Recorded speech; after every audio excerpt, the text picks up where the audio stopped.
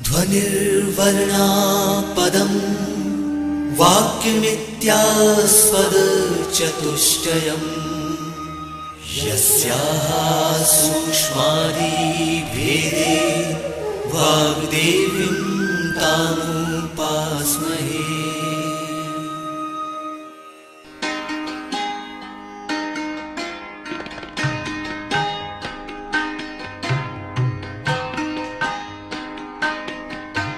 मध्य प्रदेश भोज मुक्त विश्वविद्यालय का इलेक्ट्रॉनिक माध्यम निर्माण और शोध केंद्र EMPRC प्रस्तुत करता है शैक्षणिक श्रव्य कार्यक्रमों की श्रृंखला पर्यावरण विज्ञान।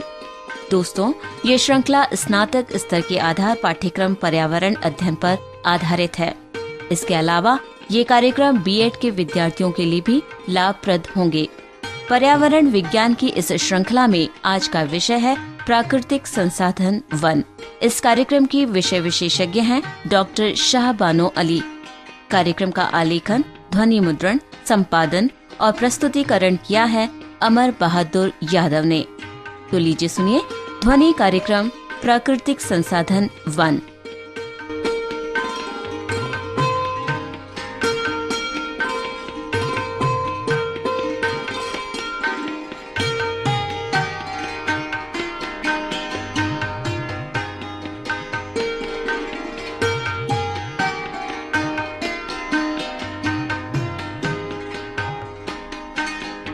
पृथ्वी पर प्राणियों का जीवन प्रकृति के विभिन्न उपहारों और इसकी सेवाओं के कारण ही संभव हुआ है।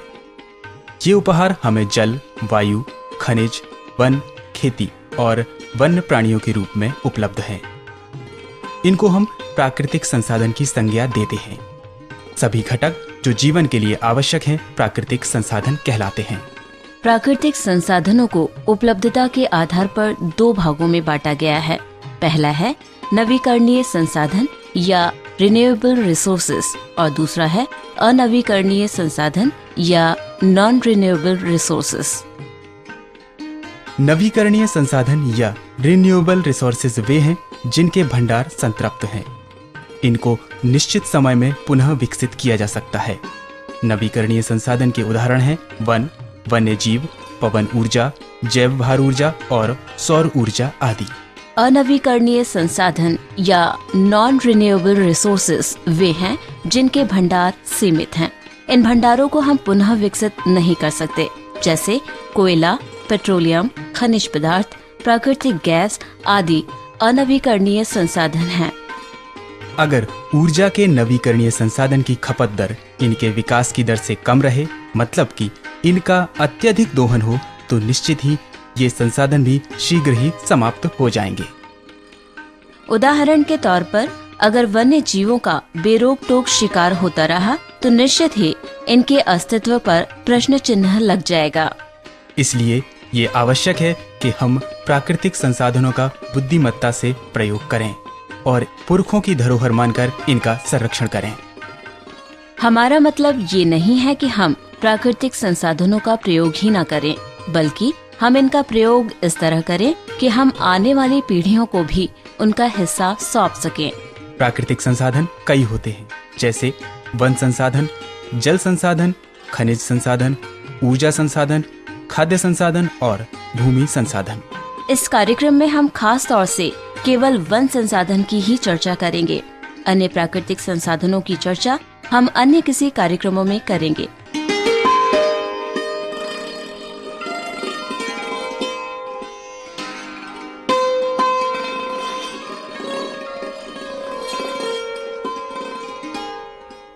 दोस्तों, वन पृथ्वी के महत्वपूर्ण प्राकृतिक संसाधन हैं। पृथ्वी पर छाई हरियाली की ये चादर न केवल लकड़ी, ईंधन, औषधि और भोजन का स्रोत है, बल्कि वन पृथ्वी पर स्वस्थ और स्वच्छ पर्यावरण की नींव भी हैं। हमारी पृथ्वी का लगभग 1/3 क्षेत्रफल वनों से ढका हुआ है, लेकिन ये चिंता का विषय है कि पिछले कुछ वर्षों में औद्योगिकरण, शहरीकरण आदि के कारण वन क्षेत्रों में भारी कमी आई है और लगातार होती ही जा रही है। सबसे अधिक नुकसान तो उष्ण कटिबंधीय एशिया क्षेत्र में हुआ है, जहां लगभग 1/3 वनों का सफाया कर दिया गया है।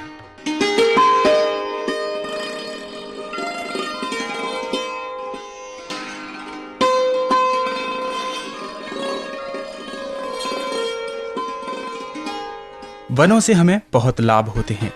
इनसे जहां हमें कई आर्थिक लाभ होते हैं, वहीं दूसरी ओर वन हमारे लिए अनेक पर्यावरणीय लाभ भी प्रदान करते हैं। जहाँ तक आर्थिक लाभ का सवाल है तो वनों से हमें लकड़ी, ईंधन, भोजन, रेशे, तेल, रबर, बांस, चारा, औषधियाँ और इसी प्रकार के अन्य ढेरों उत्पाद मिलते हैं। इन उत्पादों का देश की अर्थव्यवस्था में महत्वपूर्ण योगदान है। वनों से हमें लगभग हर वर्ष 30 अरब डॉलर मूल्य के उत्पाद मिलते हैं। वनों से मिलने वाली लकड़ी का 50% हिस्सा ईंधन के रूप में खर्च होता है।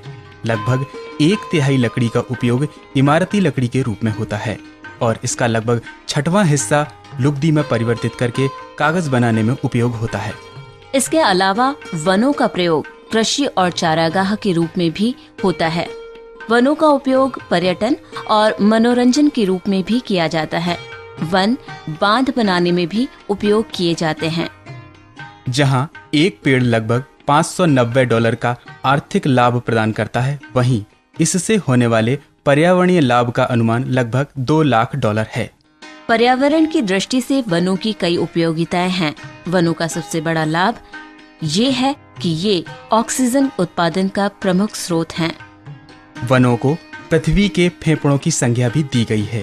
ये पेड़ प्रकाश संश्लेषण की प्रक्रिया के माध्यम से ऑक्सीजन का उत्पादन करते हैं और ऑक्सीजन जीवन के लिए बहुत ही उपयोगी घटक है।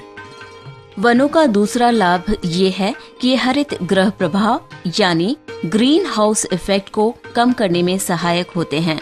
पौधे कार्बन डाइऑक्साइड गैस को भोजन बनाने के लिए प्रकाश संश्लेषण क्रिया में प्रयोग करते हैं। इस प्रकार पौधे हरित गृह प्रभाव की दर को कम करते हैं और पृथ्वी के तापमान में वृद्धि को नियंत्रित करते हैं। वन जंगली जीवों का एकमात्र आश्रय है।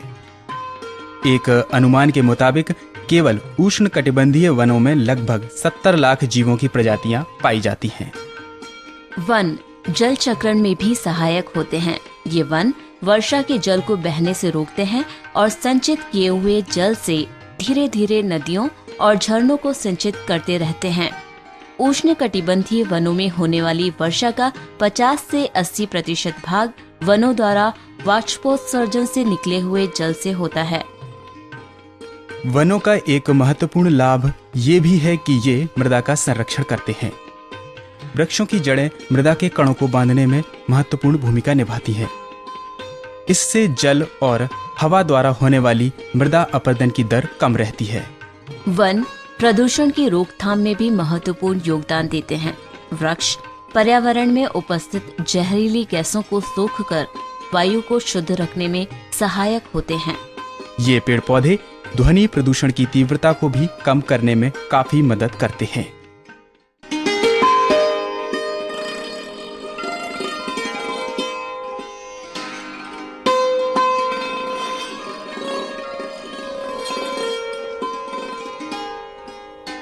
ये तो हुई बात वनों से होने वाले लाभ की। आइए चर्चा करते हैं वनों के अतिशय उपयोग या ओवर एक्सप्लॉयटेशन की। जैसा कि आप सभी जानते हैं कि सदियों से मनुष्य लकड़ी, भोजन, आश्रय, ईंधन और औषधियों के लिए वनों पर निर्भर रहा है।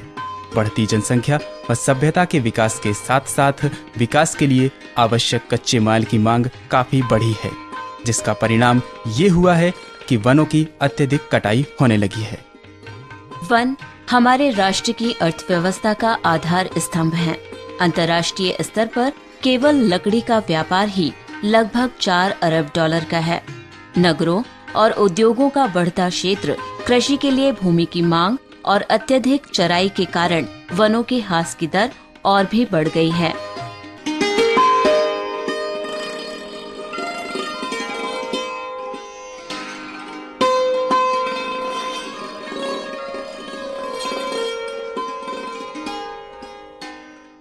आइए अब नजर डालते हैं जंगलों की कटाई से संबंधित कुछ रोचक आंकड़ों पर।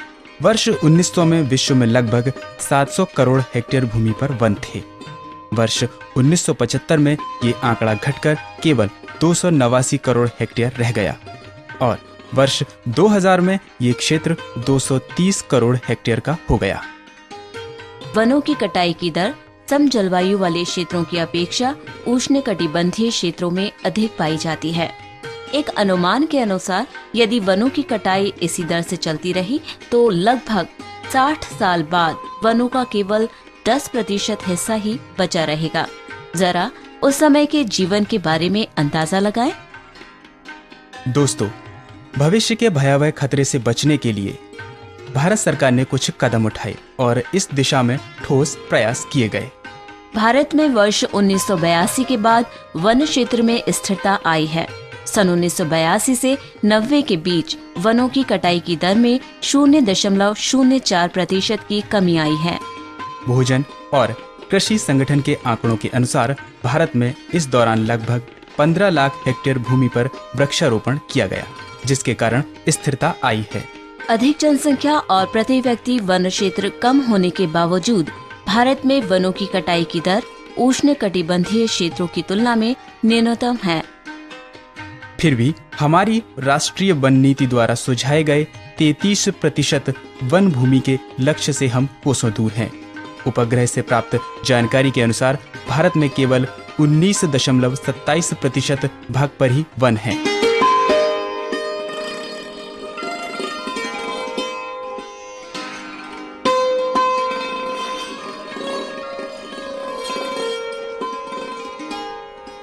इन सब आंकड़ों को जानने के बाद एक सवाल ये उठता है कि आखिर वनों की कटाई के क्या कारण हैं?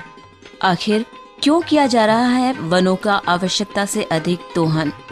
वैसे देखा जाए तो वनों की अधिक कटाई के कई कारण हैं, जिसमें मूल कारण जनसंख्या वृद्धि है। इसके अलावा झूम कृषि, ईंधन की आवश्यकताएं, उद्योगों के लिए कच्चा माल, विकास परियोजनाएं, भोजन की बढ़ती मांग भी काफी हद तक जिम्मेदार हैं। विश्व में लगभग 3 अरब लोग झूम कृषि पर निर्भर हैं।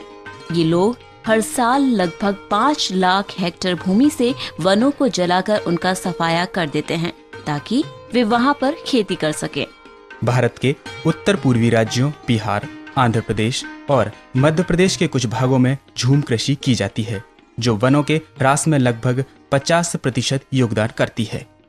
इसके अलावा जनसंख्या वृद्धि के साथ साथ ईंधन की मांग भी बढ़ी है। स्वतंत्रता के बाद भारत में ईंधन की मांग 650 लाख टन से बढ़कर वर्ष 2001 तक 5000 लाख टन हो गई है, जिसका सीधा प्रभाव वनों पर पड़ा है। वनों की अत्यधिक कटाई का एक कारण है उद्योगों के लिए कच्चे माल की बढ़ती मांग। लकड़ी के डिब्बे, फर्नीचर, रेल की सीटें, प्लाईवुड और कागज की बढ़ती मांग के कारण वनों पर दबाव और भी बढ़ा है। आसाम में चाय और जम्मू कश्मीर में सेब के डब्बों के लिए प्लाईवुड और देवदार वृक्षों की लकड़ी के प्रयोग ने भी वनों की कटाई को काफी बढ़ावा दिया है। विकास परियोजनाएं भी वनों की कटाई के लिए काफी हद तक जिम्मेदार हैं। नदी घाटी परियोजनाओं, बांधों, सड़कों और खनन परियोजनाओं के कारण वनों की बड़े पैमाने पर कटाई हुई है। बढ़ती जनसंख्या के साथ भोजन की बढ़ती मांग ने वनों की कटाई को और बढ़ावा दिया है। कृषि के लिए भूमि की बढ़ती मांग ने वनों की कटाई को और भी तेज किया है। स्थायी कृषि योग्य भूमि के लिए वनों को निरंतर साफ किया जा रहा है। वनों को चारागाह के रूप में प्रयोग किया जा रहा है। अत्यधिक चराई और बीजों को कुचले जाने से भी वनों में कमी आई है।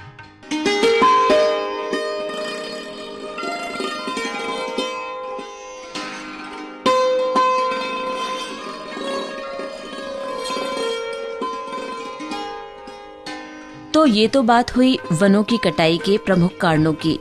अब चर्चा करते हैं वनों की कटाई से पड़ने वाले प्रभावों की, यानी इफेक्ट्स ऑफ डिफॉरेस्टेशन की। जीवों का प्राकृतिक आवास छिन जाने के कारण इनकी संख्या घटी है और इनका अस्तित्व खतरे में आ गया है। वनों की कटाई के कारण जैव विविधता और आनुवांशिक विविधता में भी कमी आई है। जल चक्रण पर भी वनों की कटाई का प्रभाव पड़ा है और इससे वर्षा प्रभावित हुई है। इस कारण ग्लोबल वार्मिंग बढ़ रही है। ग्लोबल वार्मिंग के परिणाम स्वरूप विश्व के ग्लेशियर पिघल रहे हैं। अगर कुछ वर्षों में ग्लेशियर पिघलने की यही गति रही तो समुद्री किनारों पर बसे कई शहरों का अस्तित्व खतरे में आ जाएगा। वनों की कटाई की वजह से मृदा अपरदन बढ़ा है।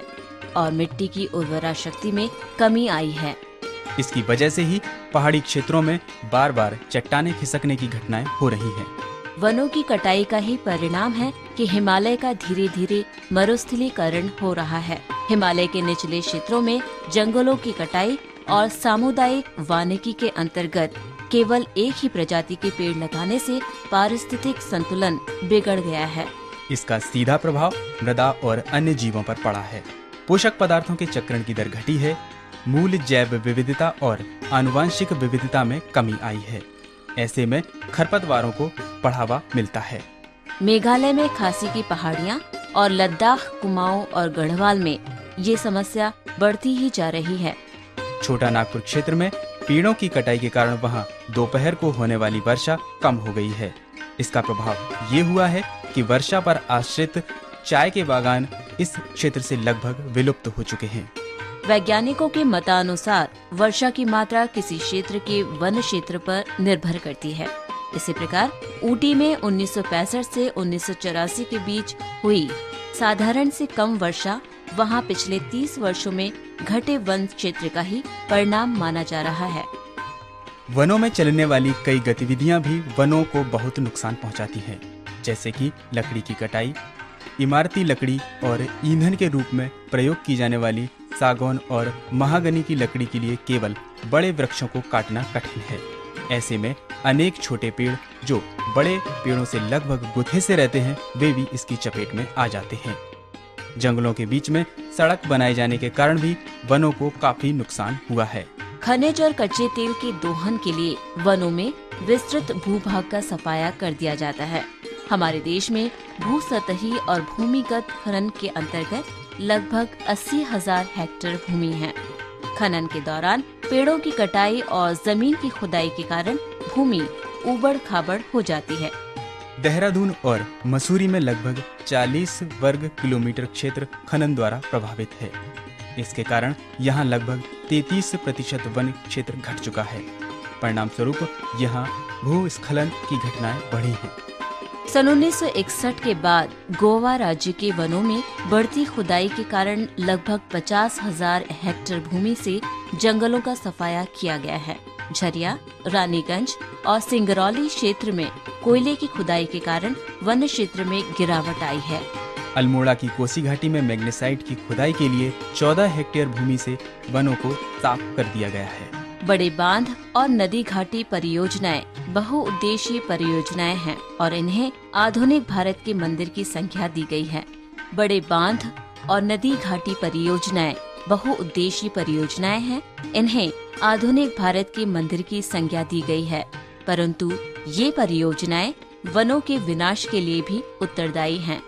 केवल भारत में ही लगभग 1550 बड़े बांध हैं, जिनमें महाराष्ट्र में 600, गुजरात में 250 और मध्य प्रदेश में 130 से अधिक हैं। बांध परियोजनाएं पर्यावरण की दृष्टि से एक संवेदनशील विषय है, विशेषकर पारिस्थितिक संतुलन और बांध प्रभावित लोगों की दृष्टि से। बड़े बांधों के निर्माण हेतु एक बड़े भूभाग से पेड़ों को काट दिया जाता है। बांध निर्माण के बाद वनों का बड़ा भाग जलमग्न हो जाता है। साथ ही इन बांधों के कारण पारिस्थितिक संतुलन पर भी प्रभाव पड़ता है और भूकंप व भूस्खलन की संभावना बनी रहती है। बांधों के पीछे जलमग्न क्षेत्रों से जैव विविधता नष्ट हो जाती है। औषधीय गुणों वाली और आर्थिक दृष्टि से महत्वपूर्ण वनस्पतियां भी नष्ट हो जाती हैं। ऐसे में एक ही झटके में वर्षों से जन्मी जैव विविधता खत्म हो जाती है।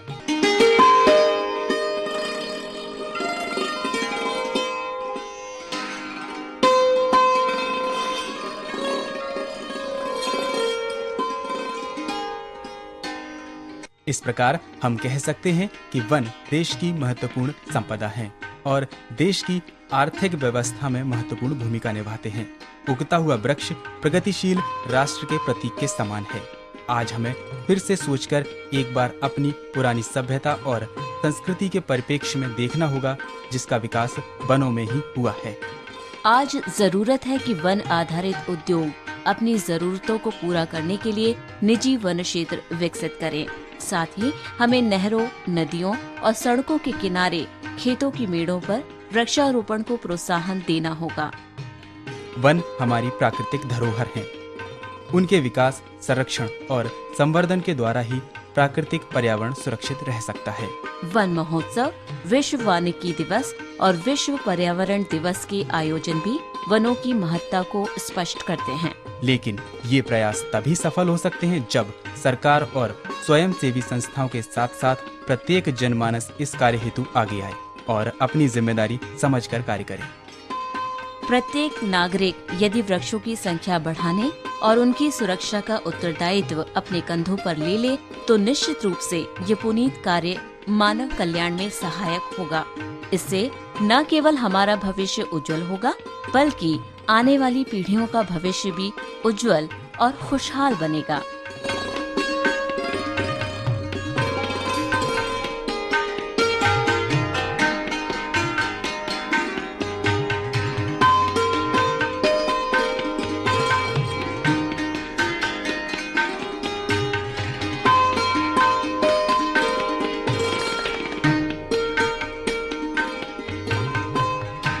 अभी आप सुन रहे थे शैक्षणिक ध्वनि कार्यक्रमों की श्रृंखला पर्यावरण विज्ञान। इसमें आपने प्राकृतिक संसाधन वन नामक कार्यक्रम सुना। कार्यक्रम की विषय विशेषज्ञ थी डॉक्टर शाहबानो अली। कार्यक्रम में स्वर दिया अनुराधा और रवि भदौरिया ने। कार्यक्रम का आलेखन, ध्वनि मुद्रण, संपादन और प्रस्तुतिकरण किया अमर बहादुर यादव ने।